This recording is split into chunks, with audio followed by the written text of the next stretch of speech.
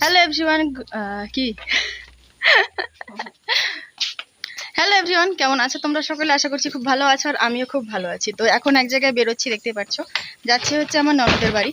তো এই তো সেজেছি, সিম্পল কিছুই না, এরকম একটা তুতে কালারের শাড়ি পরেছি। এটা হচ্ছে বালুচরি শাড়ি, এটা আমার বিয়ের বউ ভাতে দিয়েছিল তোমাদের দাদা।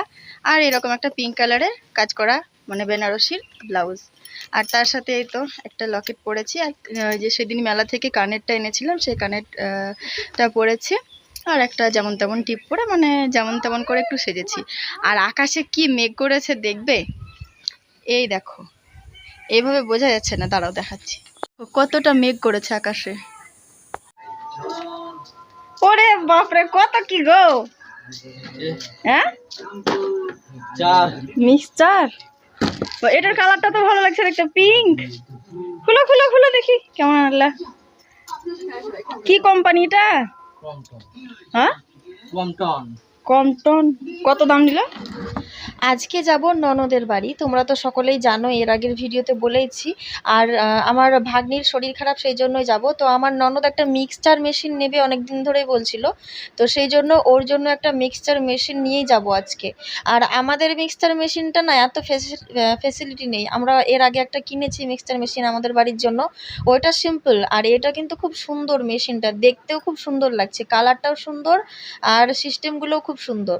তো যাই হোক, আজকে এটা নিয়েই যাব। তোমাদের দাদা যেমন সবকিছু বের করে দেখালো, সেরকম সবগুলো এবার একসাথে গুছিয়ে ভরে দিচ্ছে, দিয়ে ঢাপ্পুটাকে ভালো করে সুতো দিয়ে বেঁধে দেবে, কটের সুতো দিয়ে বেঁধে দেবে, যাতে নিয়ে যেতে সুবিধা হয় রাস্তায় ঘাটে। সবাই মিলে বেরিয়ে গেছি বাড়ি থেকে।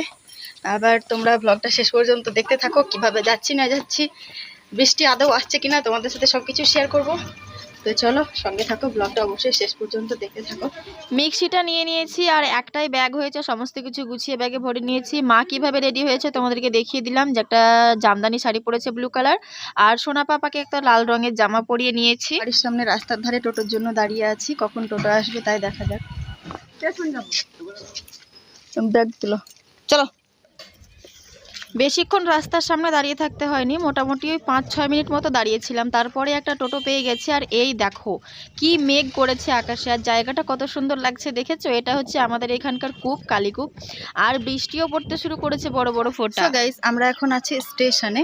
আর স্টেশনে আস্তে আস্তে টোটোতে যখন চেপেছিলাম, আসছিলাম রানিংয়ে, তখন কিন্তু মানে মোটা মোটা ফোঁটার বৃষ্টি পড়তে শুরু করে দিয়েছিল। আমি তো ভাবলাম মনে হয় যা বৃষ্টি শুরুই হয়ে গেল, আর মনে হয় মানে টোটো থেকে নেমে স্টেশনে যেতে যেতে মনে হয় সোনা পাপাকে নিয়ে ভিজে যাব। তো যাই হোক, ভিজি আর নি, আস্তে আস্তে বৃষ্টিটা হলো কিছুক্ষণ, আর এখন দারুণ একটা হাওয়া দিচ্ছে। এখন আমি আছি সুবর্ণমুখী স্টেশনে। আমরা যদি কোথাও যাই ট্রেনে করে, তাহলে আমাদেরকে এই স্টেশনেই এসে ট্রেনটা ধরতে হয়। এই দেখো পিছনে সুবর্ণমুখী স্টেশন। আর তোমরা যদি কেউ আমাদের বাড়ি আসতে চাও, তাহলে সেক্ষেত্রে তোমাদেরকে যদি ট্রেনে করে আসতে চাও, তাহলে এই সুবর্ণমুখী স্টেশনে নেমে তারপরে আমাদের বাড়িতে আসতে হবে। আজকে যখন বাড়িতে বেরোনোর জন্য রেডি হচ্ছিলাম, তখন সোনা বাবা খুব জ্বালাচ্ছিল। ও অনেকক্ষণ ধরে ঘুমোয়নি, তো ঘুমানোর জন্য খ্যান খ্যান খ্যান খ্যান করছিল, বিরক্ত লাগিয়ে দিয়েছিল আজকে আমাদের দুজনকে, মাকে আর আমাকে। একটুও থামছে না, শুধু কান্না করেই যাচ্ছে, ও শুধু কোলেই থাকবে। কেমন এখন ক্যামেরার দিকে তাকাচ্ছে। ও এখন বাইরে আসলে তার চারিদিকে তাকিয়ে থাকবে। দিয়ে একটু সামান্য ঘুমিয়েছে, আবার ওকে জামা প্যান্ট পরাতে গিয়ে বেচারার ঘুম ভেঙে গেছে। তারপরে এই তো বেরোলাম। আর বাইরে বেরোলে ও তো ঘুমাবেই না, এই তো কত সুন্দর এদিক ওদিক দেখছে, প্রকৃতি দেখছে, দেখেছো, মানুষজন দেখছে, রাস্তাঘাট দেখছে। ও বাইরে বেরোলে আর ঘুমাবে না। আমি তো ভাবলাম কোলে করে যেতে যেতে মনে হয় ঘুমিয়ে যাবে, যাই হোক ঘুমায়নি। তো চলো সঙ্গে চলো। আর এখন এখান থেকে আমরা ট্রেনে করে কোনোদিনও ননদের বাড়ি আমি যাইনি, বিয়ের পরে একবার গিয়েছিলাম, তাও বাসে গেছিলাম, না সরি তোমাদের দাদার সাথে বাইকে করে গেছিলাম। তো এখন এই প্রথমবার ননদের বাড়ি যাচ্ছি ট্রেনে করে। এখান থেকে নাকি কৃষ্ণনগর স্টেশনে গিয়ে নামতে হবে ট্রেন থেকে, তারপরে ওখান থেকে গাড়ি পাওয়া যায়, গাড়িতে করে ওদের বাড়ি ডাইরেক্ট। ওদের বাড়ি হচ্ছে ময়া। তো চলো সঙ্গে চলো, আমিও যাই, সোনা পাপাও যাক, আর তোমরাও চলো আমার সঙ্গে। এই দেখো, এটা হচ্ছে আমাদের সুবর্ণমুখী স্টেশনের টিকিট কাউন্টার। মা টিকিট কেটে নিয়ে আসলো এইমাত্র। আর কি রোদ দেখেছো বাইরে, মানে দুপুরবেলায় বেরিয়েছি, একেবারে ভর দুপুরবেলায় যাকে বলে। আর ফাটিয়ে রোদ পড়েছে কিন্তু আজকে, বিশাল গরম পড়েছে। আর আমি তো একটা এরকম ভারী বালুচরি সিল্ক শাড়ি পরে বেরিয়েছি, ব্লাউজটাও মানে সিল্কের, সুতির কিছুই নয়। তো শাড়িটা পরে আমি পরে পস্তাচ্ছিলাম যে কেন পরেছি এত ভারী একটা শাড়ি। যাই হোক, মানে কতটা রোদ পড়েছে দেখতেই পাচ্ছ, আকাশটা পুরো ঝলমল ঝলমল করছে রোদ্রে, দেখতেই দারুণ লাগছে চারিপাশটা। আজকে কিন্তু খুব গরম পড়েছে, তাই না সোনা পাপা?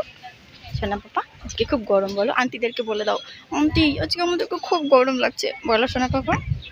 বলে দাঁড়াও দাঁড়াও, আর কদিন পরে কথা বলবো, আমি তোমাদের সকলের সাথে কথা বলবো আমার সোনা পাপার কদিন পরে। খুবই গরম, পুরো ঘেমে নিয়ে একাকার হয়ে যাচ্ছি। তারপরে এরকম একটা বালুচুরি মানে ভারী সিল্কের শাড়ি পরে তো আরে অবস্থা খারাপ হয়ে যাচ্ছে। প্রথমে ভাবলাম একটা জামদানি পরে যাব, দিয়ে আবার জামদানিটা পরতে ইচ্ছে করলো না, সেজন্য আবার এটা বের করে পরলাম। আর শাড়িগুলো তো আলমারিতে তোলায় রাখছি, মানে তোলায় রাখা থাকছে আর কি, পরতে তো হবে, সেই জন্য এটা একটু পরলাম। আর এই শাড়িটা আমি বিয়ের পরে ওই একবার পরেছিলাম, তারপরে আর পরিনি। চলো, গরমে আর বকবক করা যাচ্ছে না, তাই আমার সোনা বাবা বলছে চলো একটু বসে বসে রেস্ট করি। চলো রেস্ট করবো, চলো ট্রেন আসা পর্যন্ত এবার রেস্ট, আর কোনো বকবকানি হবে না। হ্যাঁ, অপেক্ষার আর শেষ নেই। এই রাস্তাঘাটে বেরিয়ে যখন কোনো কিছুর জন্য ওয়েট করতে হয় তখন এতটাই বিরক্ত লাগে, মানে কি বলবো। আর এই যে মা এখানে বসে পড়েছে, দাঁড়িয়ে থাকতে থাকতে হাতে পায়ে ব্যথা হয়ে গেছে, কি করবে, সোনা বাবাকে নিয়ে বসেই পড়েছে। আর বসার জায়গাটায় কত রোদ দেখেছো, উপরে ফ্যান চলছে ঠিকই কিন্তু নিচে এত রোদ্রে কি আর বসা যায়। সেই জন্য এখানে একটু ছাওয়া পেয়েছে, হাওয়া বইছিল বলে এখানে নিচেই বসে গেছে। উপরে গাছ দেখছে, কি দেখছিস উপরে? ফুল, ফুলগুলো পছন্দ। ট্রেন ঢুকছে, চলো চলো চলো, দেখতে হবে না আর। আই মোটামুটি ওই 40 থেকে 45 মিনিট মতো বসেছিলাম, তারপরে এই যে শেষমেশ অপেক্ষার অবসান ঘটলো, ট্রেনটা ফাইনালি ঢুকেছে। তারপরে আমরা ট্রেনে উঠে বসেছি, আর সোনা পাপা তো আমার কোলে বসে বসে এদিক ওদিক খুব তাকাচ্ছিল। ওর তো বিশাল আনন্দ ট্রেনে চাপতে পেয়ে, জানালা দিয়ে বাইরের দিকে তাকিয়ে থাকছে, তারপরে বিভিন্ন মানুষজনের মুখের দিকে তাকিয়ে থাকছে। এই করতে করতে ও ক্লান্ত হয়ে ঘুমিয়েই পড়েছে বেচারা, কীরকমভাবে ঘুমিয়েছে দেখেছো। আর তারপরে তো আমরা ফাইনালি কৃষ্ণপুর স্টেশনে নেমে গেছিলাম। আর তখন এক ফোঁটা করে বৃষ্টি পড়ছিল, আর সোনা পাপাকে শাড়ির আঁচল দিয়ে সুন্দর করে ঢেকে নিয়েছি। ওর মাথায় জল পড়লে তো ঠান্ডা লেগেই যেতে পারে, সেই জন্য আমি আর রিস্কটা নিইনি।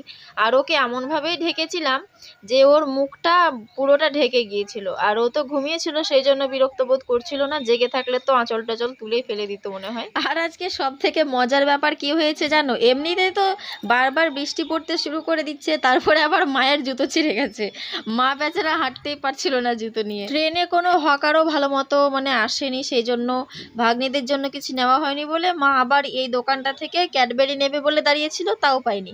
আর যেই না আমরা স্টেশনের ভেতরে ঢুকেছি, সেই দেখো ঝমঝমিয়ে বৃষ্টি শুরু হয়ে গেছে, কত বৃষ্টি হচ্ছে দেখো। আজকে তো রাস্তায় বেরিয়ে বিপদের শেষ নেই, একে তো জুতো মুতো ছিঁড়ে গেছে, তারপরে আবার এই বৃষ্টি শুরু হয়ে গেছে, চারিদিকে ঝামেলা বাচ্চা কাচ্চা নিয়ে, কি আর করব। তো যাই হোক, কোনোরকমভাবে ননদের বাড়ি পৌঁছে গেছিলাম, তারপরে বাকিটা ইতিহাস। দেখা হচ্ছে কালকের ব্লগে। টাটা, সকলেই ভালো থেকো।